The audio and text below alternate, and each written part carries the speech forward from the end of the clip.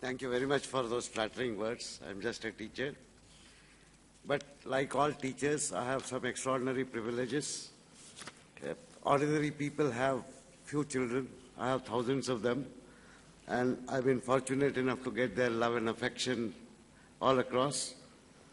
Of course, having participated in variety of IT initiatives that the nation has seen, that the businesses have ventured in, I've been fortunate enough to dabble into a whole lot of initiatives. Since it's my hobby to give unsolicited advice, I keep giving it. And somehow some people have found it useful. So thank you very much, first of all, for inviting me. And I start with the apologies to the keynote speaker. It is very impolite for some professor to come and usurp the important spot. Thank you very much, sir. I need to go for an event, and frankly, I had forgotten about this event. These days, you know, I'm working like if you have seen the horse that is tied to a horse cart, which in the north we call tanga. If you have seen a tange ka ghoda, it's a blinkers. These days I have a blinkered horse. I see Akash tablet project with one eye, and I see the National Mission for Training Teachers with the other eye, and I don't see anything else. But Divakar Nigam is an old and cunning friend, so he posted 2 of his people in IIT to ensure that I don't forget this event and come here. The only concession I extracted is I could share my thoughts and then rush out to attend the other event, which is almost as obligated. I have a standard problem. I'm a teacher, so my least count of speaking is 1 hour. And that is contraindicated to the mental health of all the audience. But I will still speak for 5 or 7 minutes because I think what is happening today in India is very critical from a national wealth generation perspective. See, go back to the history of human society.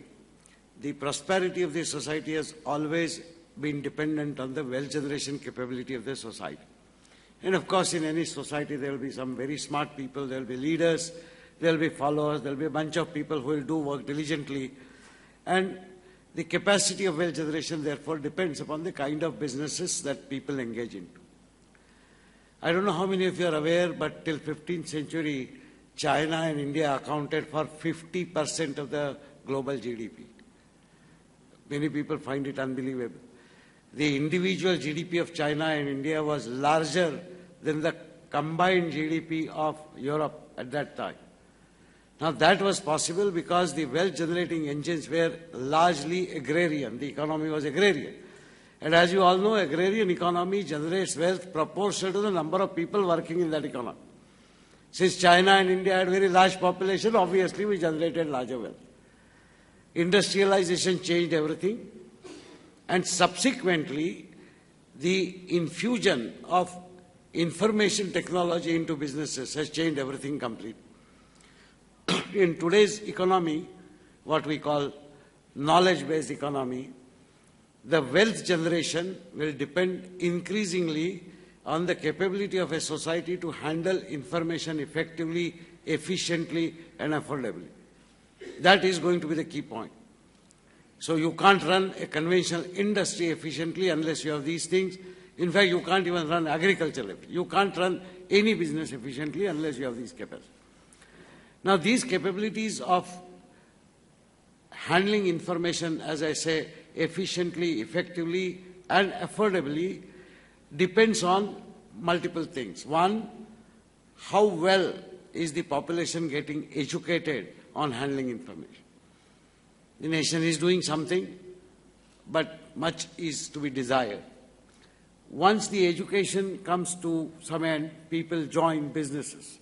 Now, what they do while they serve as professionals, as entrepreneurs, or whatever, again, a whole lot of things depend upon how efficiently they are able to manage information. Now, this manifests itself in business world in 2 typical forms. One is the service industry, And you can see service industry is growing in India very rapidly, as it is everywhere else in the world. The service industry actually captures the essence of efficient information process. The second is the tools and technologies which are required to manage information. The first one, the services, would largely depend upon the capable people providing those services. Very often, that capability is driven by wage arbitrage. So if you see, for example, IT services that the nation offers to the whole globe, please don't underestimate the quality of that service being offered. Please don't underestimate the amount of knowledge and capability that is required by the people who offer those services. But underlying all of this is wage arbitrage. To a large extent, if, for example, tomorrow Philippines or Malaysia or Vietnam offers exactly the same quality of services, but with a better wage arbitrage, that channel of wealth generation will significantly reduce. This may not happen immediately, but this may happen in 10 years, this may happen in 20 years. No wise society concentrates its entire wealth generation capability only on one or two sets of low-hanging fruits. The far-looking society will always try to build its wealth generation mechanism on innovation engines. Now, innovation is frustrated in a society which is not willing to move rapidly, which is not willing to adopt new things. Fortunately, I have seen that changing in India, but we are still nowhere near the kind of innovation that happens in the United States, for example, or even in today's Europe, where the economy is terminal. It is therefore very, very important that innovation is encouraged. Now, innovation, as has been proven, does not traditionally happen in large companies. Even in the United States, the main innovation, at one time HP and IBM used to be the forerunner of innovation. Today, what they do is they notice that innovation happens in startups. So they let the innovation happen and then they integrate that innovation in their company. In India, such things have started happening. Many of you will remember when the first incubators we were starting in IIT-1, there are many of those, and people said it's a very small attempt. But I tell you, the innovative capabilities, the creative capabilities of Indian youngsters are as phenomenal as is their risk aversion. So you will find this is a great contradiction. People are creative, people want to do creative things, but they don't want to take the risk of putting everything on the anvil and say, let's try it out. While on one hand, we need to increase that capability to take the risk, we have to further accentuate their innovative capabilities by providing funding, providing opportunities, and that is where the users, customers like you, count very much. I have seen days when Indian IT companies would very skeptically look at an Indian product version 1.0 because it does not have features of version 6.3 of some foreign product. And because it's an Indian product, they expect it to be sold at 1/10 of the price. If that doesn't happen, Indian product is out. Many of you may not know, but I know Diwakar since his Softtech days. He was building compilers of extraordinary quality. There is a colleague of mine, Professor Gaitonde, who then was inspecting the capabilities of Fortran compilers. He had evaluated 6 compilers. One of them was the Indian compiler, the Fortran compiler, Softtech.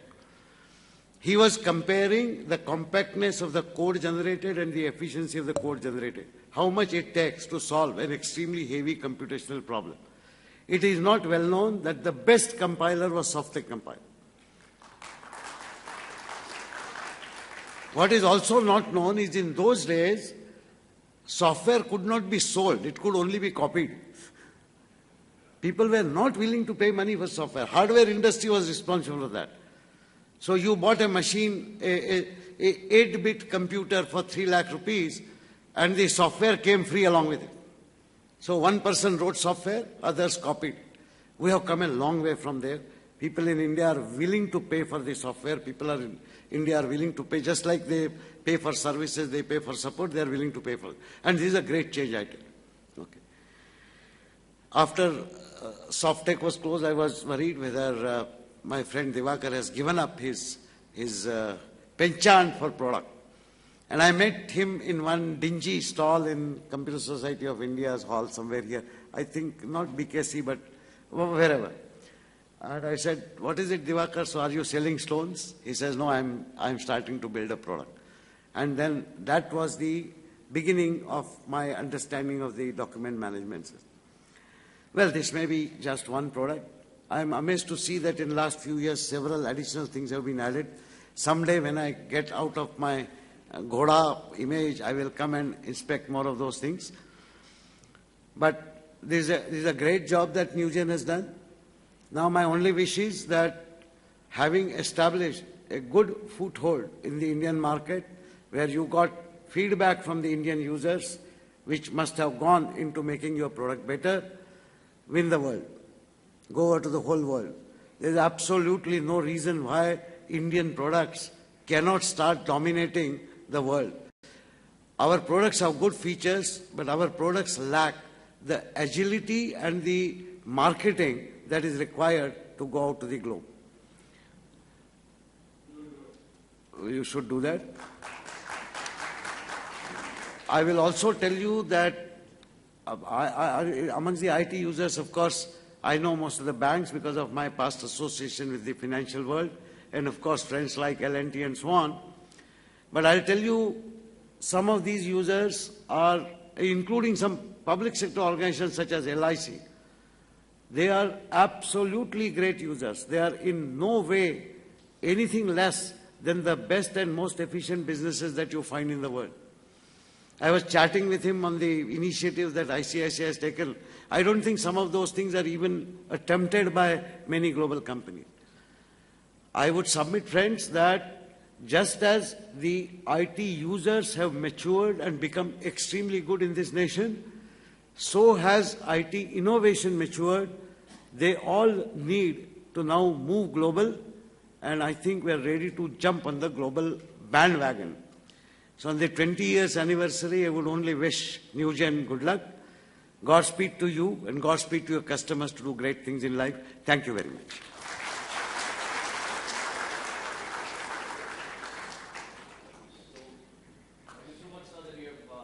Mr. Tamar and joined us here. I would request you to kindly step back, and I request Mr. Lingam to kindly present a small token of appreciation to you as well. Can we have a huge round of applause, ladies and gentlemen? Well, thanks a ton once again, sir, for coming and joining us here.